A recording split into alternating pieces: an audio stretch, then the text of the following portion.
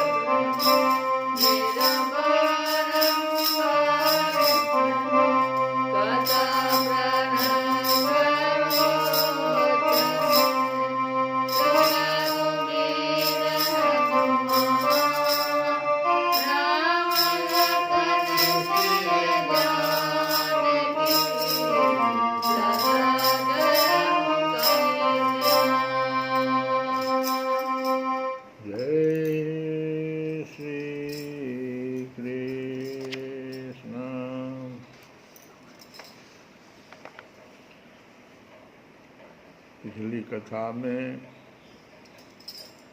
हम लोग सुने,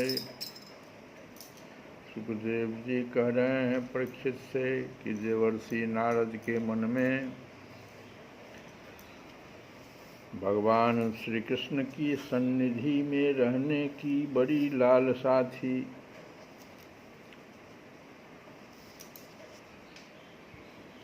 इसलिए वे श्री कृष्ण के निज बाहुओं से सुरक्षित द्वारिका में, जहाँ दक्ष आदि के सांप का कोई भय नहीं था, नारद जी को दक्ष का सांप मिला हुआ था, एक जगह स्थिर नहीं रहो। लेकिन द्वारिका में चूंकि भगवान श्री कृष्ण का वो अपना स्थान घर, वहाँ किसी के सांप का कोई भय नहीं था। भगवान ने जब नारद जी को विदा भी कर दिया, तब भी वे पुनः पुनः आकर द्वारिका में रहा ही करते थे। सुखदेव जी ने कहा कि राजन, ऐसा कौन प्राणी है जिसे इंद्रियां तो प्राप्त हो और वह भगवान के, ब्रह्मा आदि बड़े बड़े देवताओं के भी जो उपास्य चरण कमलों की गंध, दिव्य गंध, मधुर मकरंद रस, अलौकिक रूप, माधुरी, सुकुमार स्पर्श और मंगलमय ध्वनि का सेवन करना न चाहे। एक दिन की बात है,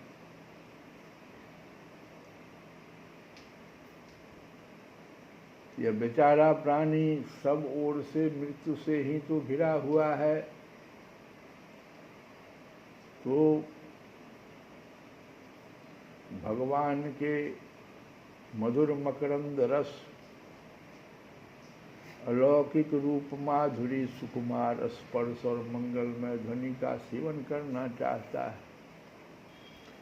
और नारद जी ठहरे। एक दिन की बात है, देवर्षि नारद वसुदेव जी के यहाँ पधारे। वसुदेव जी ने उनका अभिवादन किया तथा आराम से बैठ जाने पर विधि पूर्वक उनकी पूजा की और इसके बाद पुनः प्रणाम करके उनसे यह बात कही। वसुदेव जी ने कहा कि संसार में माता पिता का आगमन पुत्रों के लिए और भगवान की ओर अग्रसर होने वाले साधु संतों का पदार्पण प्रपंच में उलझे हुए दीन दुखियों के लिए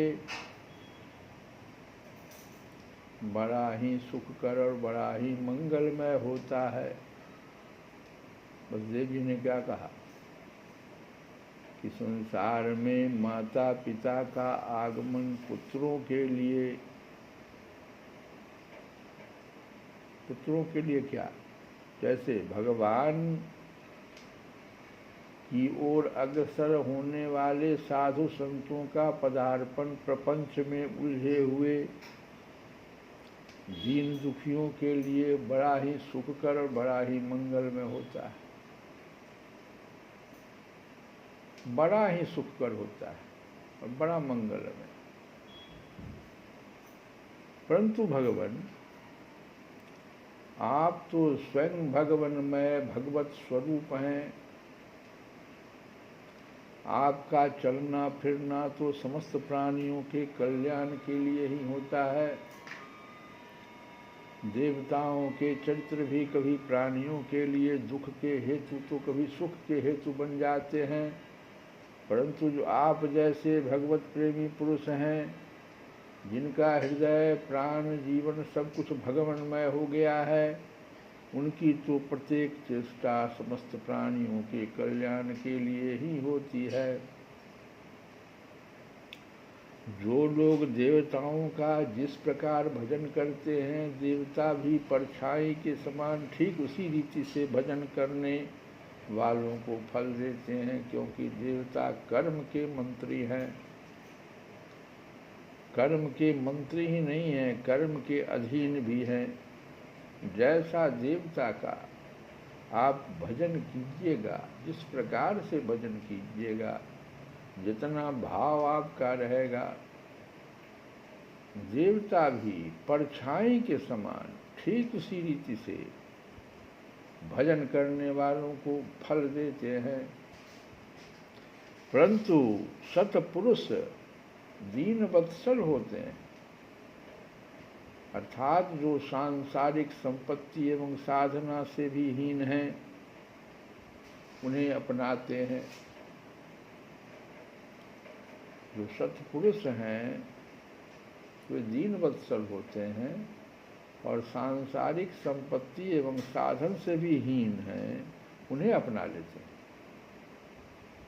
ब्रह्मन, यद्यपि हम आपके शुभागमन और शुभ दर्शन से ही कृतकृत्य हो गए हैं, तथापि आपसे उन धर्मों के साधनों के संबंध में प्रश्न कर रहे हैं जिसको मनुष्य श्रद्धा से सुन भर ले तो इस सब ओर से भयदायक संसार से मुक्त हो जाए।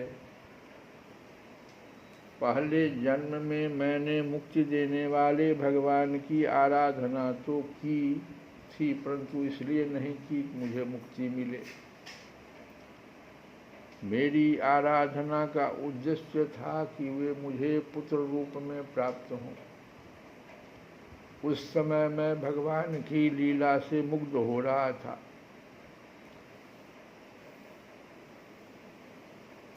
सुब्रत, सुब्रत नारद जी का दूसरा नाम। तो वसुदेव जी कहते हैं कि सुब्रत, अब आप मुझे ऐसा उपदेश दीजिए जिससे मैं इस जन्म मृत्यु रूप भयावह संसार से, जिसमें दुख भी सुख का विचित्र और मोह का रूप धारण करके सामने आते हैं, अनायास ही पार हो जाऊं। अब आप मुझे ऐसा उपदेश दीजिए। पहले जन्म में, कहते हैं पहले जन्म में मैंने मुक्ति देने वाले भगवान की आराधना तो की थी,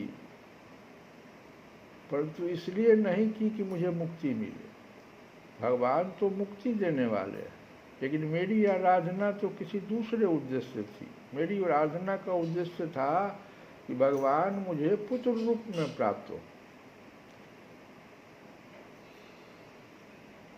अब आप मुझे ऐसा उपदेश दीजिए। मेरा यह संकल्प जो गलत हो गया था, मुझे जन्म मृत्यु रूप भयावह संसार से मुक्ति चाहिए।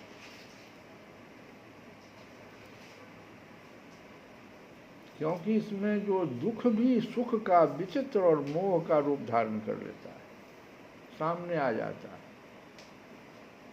तो सुखदेव जी कहते हैं कि परीक्षित, हे राजन सुनो, बुद्धिमान वसुदेव जी ने भगवान के स्वरूप और गुण आदि के श्रवण के अभिप्राय से ही यह प्रश्न किया था।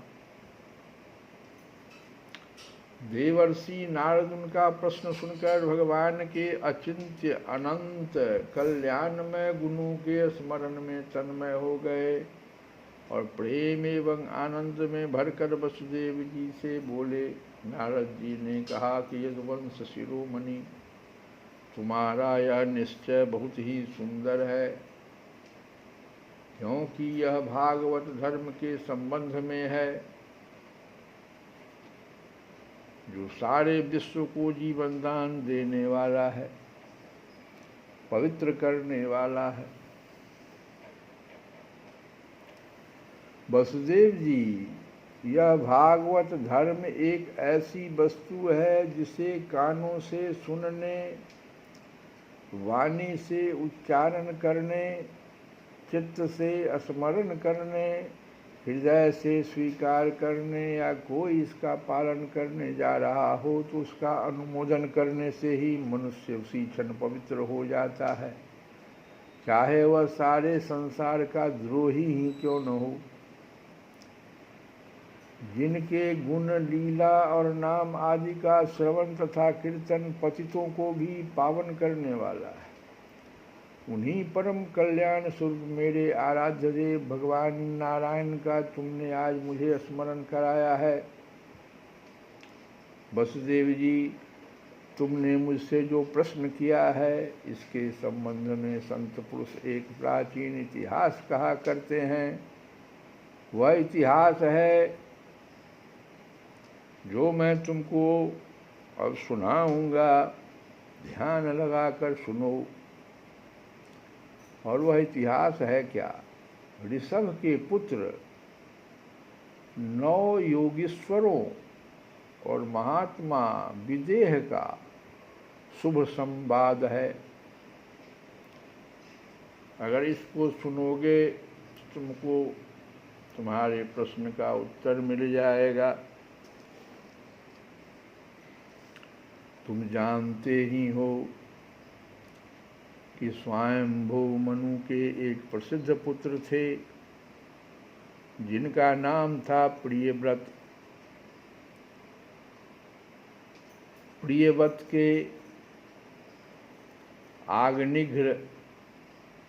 आग्निघ्र के नाभि और नाभि के पुत्र हुए ऋषभ। शास्त्रों ने उन्हें भगवान वासुदेव का अंश कहा है। मोक्ष धर्म का उपदेश करने के लिए उन्होंने अवतार ग्रहण किया था। और वसुदेव जी का जो प्रश्न था वो संसार से मोक्ष ही तो प्राप्त करना चाहते थे। इसलिए नारद जी ने ऋषभ देव की कथा शुरू कर दिया। ऋषभ देव जी का जन्म ही हुआ था मोक्ष धर्म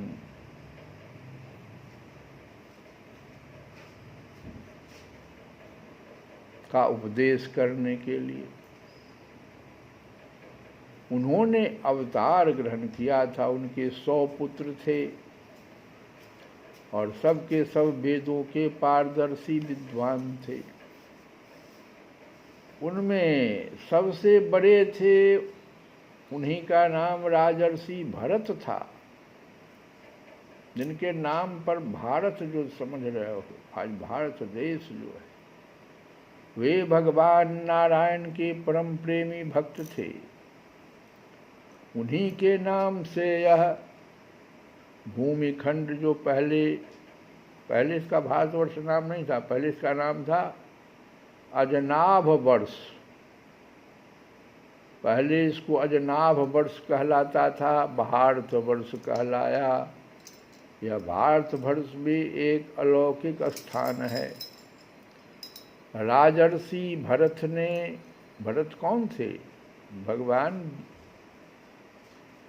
के जो अंश, वासुदेव के जो अंश थे ऋषभ देव जी, उन्हीं के बड़े पुत्र थे। 100 पुत्र उनको थे, तो सबसे बड़े पुत्र थे राजर्षि भरत। तो राजर्षि भरत ने सारी पृथ्वी का राज्य भोग किया, परंतु अंत में इसे छोड़कर वन में चले गए।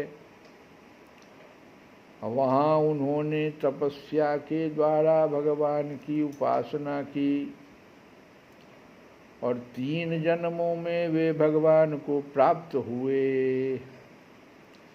भगवान ऋषभ देव जी के शेष 99 पुत्रों में 9 पुत्र तो इस भारतवर्ष के सब ओर स्थित 9 द्वीपों के अधिपति हुए और 81 पुत्र कर्मकांड के रचयिता ब्राह्मण हो गए।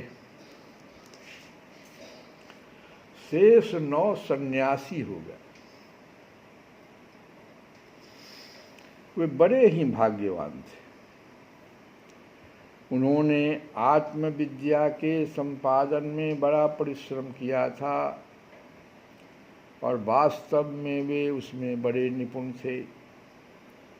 वे प्रायः दिगंबर ही रहते थे और अधिकारियों को परमार्थ वस्तु का उपदेश किया करते थे। उनके नाम थे कवि, हरि, अंतरिक्ष, प्रबुद्ध, पिप्पलायन, आविर्होत्र, दुर्मिल, चमस और करभाजन। वे इस कार्य कारण और व्यक्त अव्यक्त भगवत रूप जगत को अपने आत्मा से अभिन्न अनुभव करते हुए पृथ्वी पर स्वच्छंद विचरण करते थे। उनके लिए कहीं भी रोक टोक न थी। वे जहाँ चाहते चले जाते। देवता, सिद्ध, साध्य, गंधर्व, यक्ष, मनुष्य, किन्नर और नागों के लोकों में तथा मुनि, चारण, भूतनाथ, विद्याधर, ब्राह्मण और गौओं के स्थानों में वे स्वच्छंद विचरते थे। वसुदेव जी वे सब के सब जीवन मुक्त थे। एक बार की बात है, इस अजनाभ जो भारत इसको कहते हो, इस भारतवर्ष में विदेहराज महात्मा निमि बड़े बड़े ऋषियों के द्वारा एक महान यज्ञ करा रहे थे।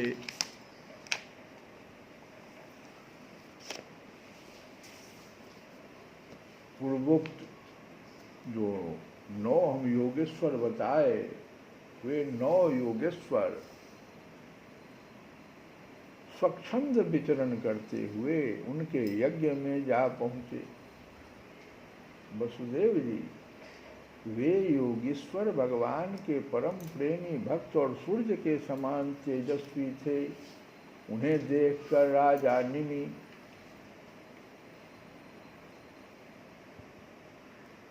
आहवनीय आदि मूर्तिमान अग्नि और ऋत्विज आदि ब्राह्मण सबके सब उनके स्वागत में खड़े हो गए। विदेहराज निमि ने उन्हें भगवान के परम प्रेमी भक्त जानकर था योग्य आसनों पर बैठाया और प्रेम तथा आनंद से भरकर विधि पूर्वक उनकी पूजा की। वे 9 योगेश्वर अपने अंगों की कांति से इस प्रकार चमक रहे थे मानो साक्षात ब्रह्मा जी के पुत्र शनकादि मुनीश्वर ही हों।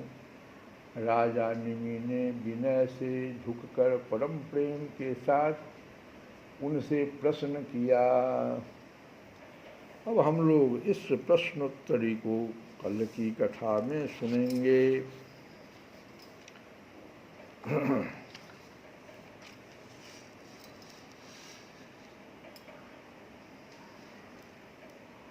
गोविंद जय जय गोपाल जय जय गोविंद जय जय गोपाल जय जय राधा रमन हरि गोविंद जय जय राधा रमन हरि गोविंद जय जय गोविंद गोपाल जय जय गोविंद जय जय गोपाल जय जय ब्रह्मा की जय जय विष्णु की जय जय ब्रह्मा की विष्णु के जय जय ब्रह्मा की जय जय विष्णु की जय जय उमापति शिव शंकर की जय जय उमापति शिव शंकर की गोविंद जय जय गोपाल जय जय गोविंद जय जय गोपाल जय जय राधा रमन हरि गोविंद राधा रमन हरि गोविंद जय जय राधा की जय जय राधा की जय जय राधा की जय जय राधा की जय राधे राधे राधे राधे राधे राधे राधे